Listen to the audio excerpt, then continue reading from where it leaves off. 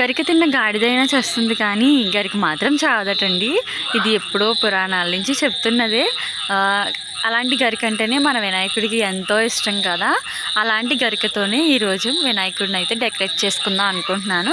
అందుకే ముందు రోజు నైటే నేను వినాయకుడి తయారు చేయడానికి కోసం నేను గరికనైతే తీసుకున్నానండి. గరిక ఎక్కువ దొరకలేదని ఇందులో కొంచెం తుమ్మ కూడా వాడుతున్నాను.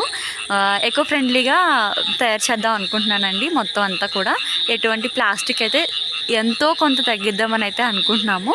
అందుకే ఇలా గడ్డితో డెకరేట్ చేద్దాం అనుకుంటున్నానండి వినాయకుడిని.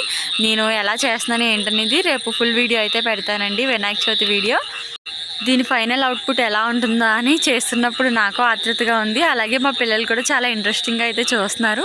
ఇది నైటే చేసుకుంటున్నాను కాబట్టి ఒక గిన్నెలో వేసుకొని వాటర్ వేసి పెట్టానండి, రేపటికి వాడిపోకుండా. ఓకే అండి, మళ్ళీ రేపు వినాయక చవితి వీడియోలో కలుసుకుంటాను. ఈ వీడియో నచ్చితే like, share, subscribe. Thank you, bye.